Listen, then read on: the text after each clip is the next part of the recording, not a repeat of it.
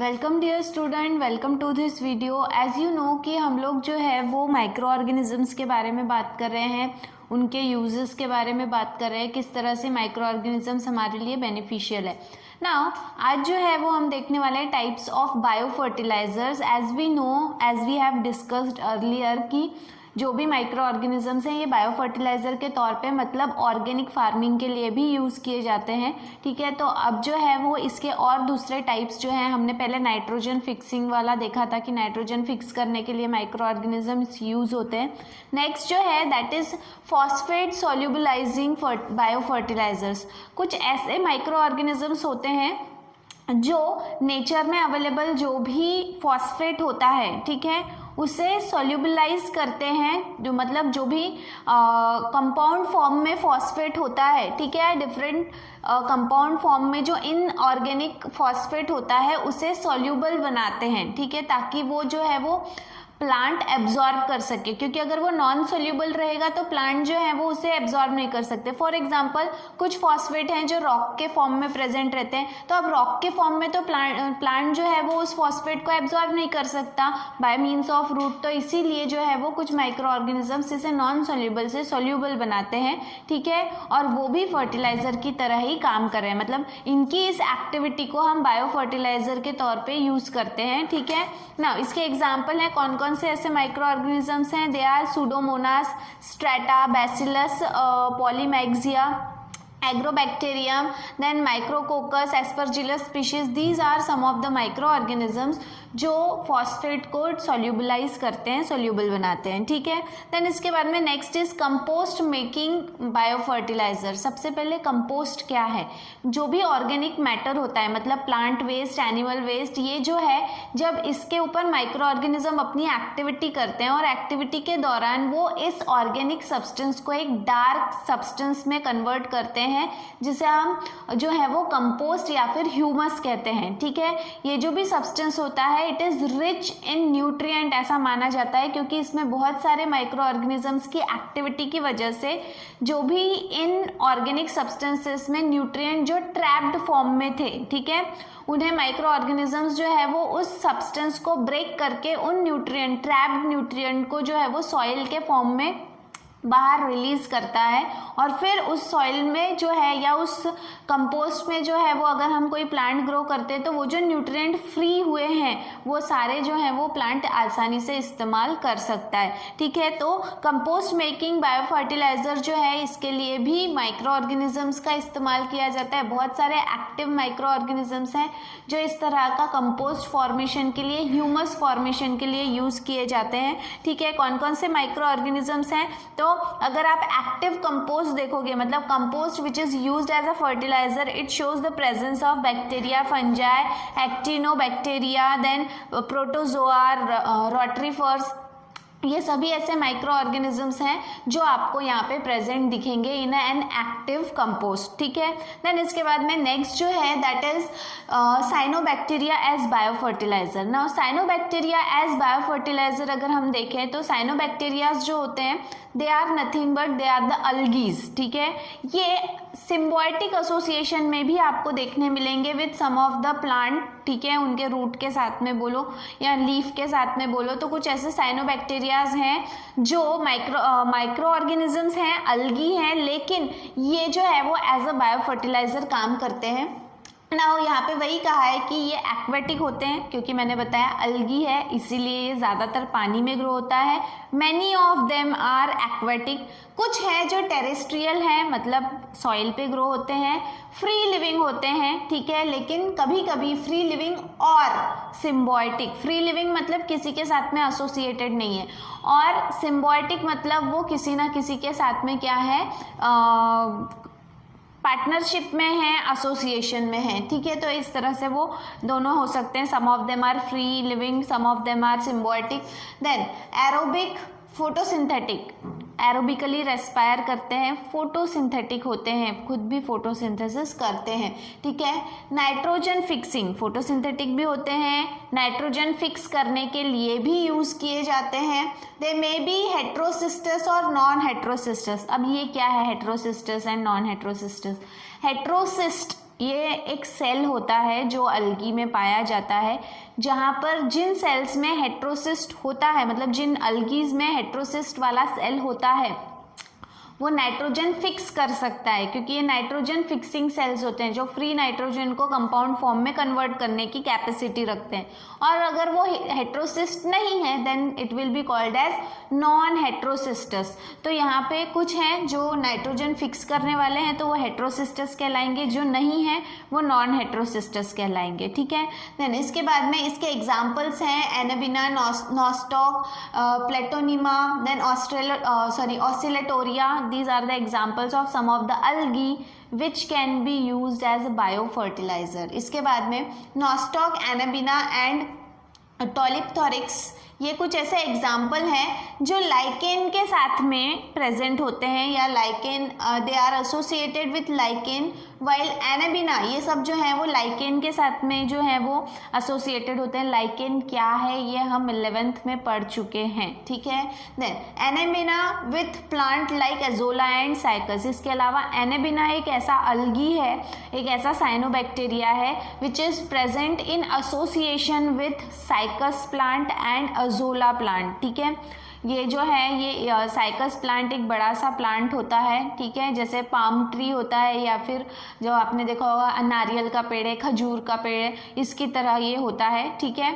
और जो अजोला है, अजोला जो है ये एक बहुत छोटा सा प्लांट होता है, एक्वेटिक प्लांट है, जो जनरली पैडी फील्ड मतलब राइस फील्ड जहाँ पे जो है वो क्या चावल की खेती की जाती है, तो आपको पता होगा कि चावल की खेती जहाँ करते हैं वहाँ पे बहुत पानी ऐसे पूरा बाउंड्री बना देते हैं और वहाँ पे पानी जो है वो जमा रखते हैं ताकि जो लैंड है, जो मिट्टी है वो गीली रहे, ठीक है, मार्शी लैंड रहे।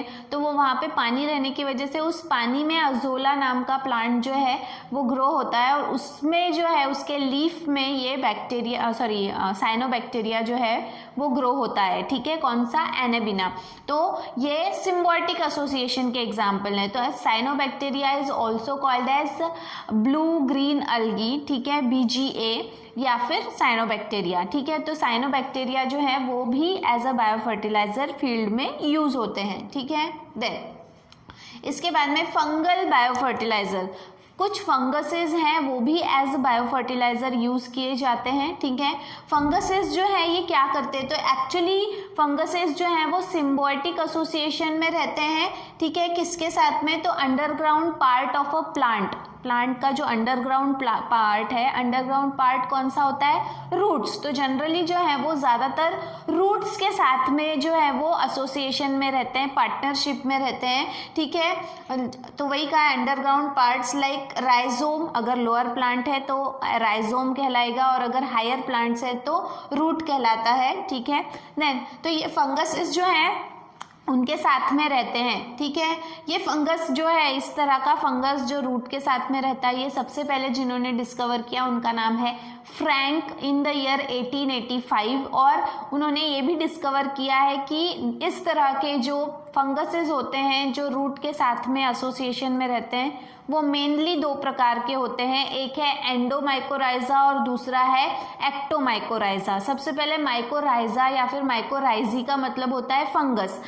एक्टो एंड एंडो, एक्टो का मतलब होता है अंदर, ठीक है, इनसाइड, एंड एक्टो का मतलब होता है आउटसाइड, बाहर, ठीक है। तो यहाँ पे वही दो टाइप एक्सप्लेन किए गए हैं। सबसे पहले एक्टोमाइकोराइजा। एक्टोमाइकोराइजा में क्या होता है कि जो भी फंगस है वो रूट के बाहरी सतह पे, मतलब जो आउटर लेयर है वहाँ पर वो एक लेयर बना लेता है जिसे हम मेंटल कहते हैं। It covers the mantle on the outside of the root, root का जो बाहरी सरफेस है उसको पूरी तरह से कवर कर लेता है। ये कवर करने की वजह से प्लांट को क्या फायदा मिलेगा? तो उसका एब्जॉर्प्टिव रेट जो है, सरफेस एरिया, मतलब वो जितना पानी वो प्लांट पानी और न्यूट्रिएंट जितना एब्जॉर्ब करता था नॉर्मली, वो फंगस आने के बाद में वो उससे ज़्यादा मात्रा में पानी और न्यूट्रिएंट को एब्जॉर्ब कर पाता है। अब अगर वो उससे पानी और न्यूट्रिएंट ज़्यादा मात्रा में मिल रहा है तो उसका ग्रोथ रेट क्या होगा, बढ़ेगा। अगर ग्रोथ रेट बढ़ेगा तो उसका प्रोडक्टिविटी रेट भी क्या होगा, बढ़ेगा। मतलब जो भी यील्ड रेट है, उत्पादन का जो रेट है वो बढ़ेगा। ठीक है, तो इस तरह से जो है वो एक्टोमाइकोराइजा जो है वो रूट के बाहर के लेयर को पूरी तरह से कवर कर लेता है। Because of covering of this fungal layer the absorptive area और surface area of a plant increases, and because of the increase of absorptive area growth rate increases. because of the increase in the growth rate rapid growth होने लगती है, उसकी वजह से उसका yield rate productivity rate भी बढ़ जाता है। इस तरह से ये फायदेमंद होता है प्लांट के लिए। ठीक है, तो वही यहाँ पे बताया है कि इसकी वजह से जो है इट एक्सेलरेट मतलब जो भी इनटेक है वो बहुत जल्दी जल्दी होने लगता है पानी और न्यूट्रिएंट का। उसकी वजह से vigour growth and yield increases, मतलब जो भी प्लांट की ग्रोथ है वो बढ़ जाएगी और यील्ड रेट मतलब प्रोडक्टिविटी रेट भी बढ़ जाएगा। And finally the second type of mycorrhiza is endomycorrhiza. Endomycorrhiza मतलब जो भी फंगस हैं ये क्या करते हैं, जो भी रूट है, रूट का जो बाहर के लेयर के सेल्स होते हैं जिन्हें कॉर्टिकल सेल्स कहते हैं, ये उन सेल्स के अंदर घुस जाते हैं और वहां पर ग्रो होते हैं। मतलब जो इनका हाइफी है, जो माइसेलियम है, वो कहाँ पे ग्रो हो रहा है, सेल्स के अंदर जब वो ग्रो होता है तो बहुत सारे ब्रांचेस फॉर्म कर लेता है, और जो वो ब्रांचेस फॉर्म कर रहा है उन ब्रांचेस को एर्बिस्कल्स कहा जाता है। ठीक है, ये एर्बिस्कल्स जो हैं वो उन सेल्स में जाने के बाद में वेसिकल्स बनाते हैं। देखो, इफ सपोज ये जो भी हैं ये सेल्स हैं रूट के, ठीक है, तो ये क्या करता है, इस तरह से अंदर जाता है, वेसिकल बनाता है, अंदर जाता है, वेसिकल बनाता है, अंदर जाता है, वेसिकल बनाता है। ठीक है, तो ये जो भी ब्रांचेस हैं इसकी कई सारी फिर वो ब्रांचेस बनाएगा। तो जो ब्रांचेस हैं उसे क्या कहा गया है, एर्बिस्कल्स। और ये अंदर जाके में जो इस तरह का छोटी सी पोटली बनाता है, पैकेट बनाता है, that is called as vesicle. ठीक है, तो ये एर्बिस्कल बना रहा है, वेसिकल बना रहा है इन द इंटरसेल्युलर स्पेस। तो ये क्या करता है, इस सब की वजह से वो अपनी ग्रोथ वहाँ पे क्या कर रहा है, बढ़ा रहा है। अब इसकी वजह से प्लांट को क्या फायदा मिलेगा, अगेन फायदा वही है कि यहाँ पे वाटर और न्यूट्रिएंट जैसे एक्टोमाइकोराइजा में एब्जॉर्ब करने की क्षमता बढ़ गई थी, कैपेसिटी बढ़ गई थी, यहाँ पे भी वही है। और इसको जो है, इस पर्टिकुलर टाइप ऑफ माइकोराइजी को कहा जाता है वैम। ठीक है, वैम का मतलब होता है वेस्क्यूलो एर्बिस्कुलर माइकोराइजी, मतलब जो क्या कर रहा है, वेसल्स बना रहा है, ब्रांचेस बना रहा है, मतलब एर्बिस्कल्स बना रहा है। कौन, जो भी फंगस है वो, ठीक है, जो रूट के साथ में एसोसिएटेड है, इसीलिए जो है उसे वेसिक्यूलो एर्बिस्कुलर माइकोराइजी कहा जाता है। अब इसका फ़ायदा क्या है, बहुत सारे ऐसे क्रॉप फील्ड होते हैं जहाँ पे लेस इरिगेशन का मतलब क्या है, जो भी सिंचाई, ठीक है, जहाँ पे खेती बाड़ी की जाती है लेकिन वहाँ पे पानी बहुत कम है, तो बाय मीन्स ऑफ कैनल्स वहाँ पे जो है वो पानी पहुँचाया जाता है और फिर खेतों में जो है वो सिंचाई की जाती है। ठीक है, लेकिन जहाँ पर जो है वो कम पानी अगर फसल को मिला तो फसल खराब हो जाती है या उत्पादन उतना ज़्यादा नहीं होता। लेकिन जिन प्लांट के रूट के साथ में अगर ये वैम्प है, ठीक है, ये एंडोमाइकोराइजी है, वहाँ पर अगर आप कम भी पानी दोगे तो भी उत्पादन जो है वो ज़्यादा रहेगा, यील्ड रेट क्या रहेगा, ज़्यादा रहेगा। मतलब लेस इरिगेटेड एरिया में भी ये प्रोडक्टिविटी रेट को बढ़ाने की कैपेसिटी रखता है। ठीक है, तो इस तरह से जो है आज हमने इस टॉपिक में देखा कि जो भी टाइप्स ऑफ बायो फर्टिलाइज़र है उसमें किस तरह से जो है वो हमने पहले देखा कि फॉस्फेट को सॉल्यूबलाइज करने के लिए माइक्रो ऑर्गेनिजम्स का यूज़ होता है। उसके बाद में हमने देखा कंपोस्ट बनाने के लिए भी माइक्रो ऑर्गेनिज्म का यूज़ होता है। उसके बाद में हमने देखा कि कुछ ऐसे कुछ ऐसे अलगी हैं जो रूट के साथ में या लीफ के साथ में रह के उनको नाइट्रोजन फिक्स करके देते हैं। मतलब फर्टिलाइज़र की तरह काम कर रहे हैं। उसके बाद में हमने देखा कि कुछ फंगसेस भी हैं जो रूट के बाहर रह के या रूट के अंदर रह के जो है वो एज अ बायो फर्टिलाइज़र जो है वो प्लांट को उनका प्रोडक्टिविटी रेट बढ़ाने के लिए जो है वो हेल्प करते हैं। So in such a way we have seen कि बायो फर्टिलाइज़र के तौर पे micro organisms are very useful और ये नेचुरल है, ठीक है, सब कुछ नेचुरल है, इसमें बिल्कुल भी केमिकल्स का यूज़ नहीं हो रहा है। That means it is eco friendly process, ठीक है। ये सभी अगर जो है ये सभी इको फ्रेंडली है, इसकी वजह से कोई तरह का पोल्यूशन होता नहीं है। So this is all about the types of bio fertiliser. इसके बाद वाले जो वीडियो है उसमें हम देखेंगे बायो फर्टिलाइज़र किस तरह से काम करते हैं, ठीक है। तो माइक्रो ऑर्गेनिज्म कौन कौन से हैं। तो अभी के लिए इतना ही। Thank you very much.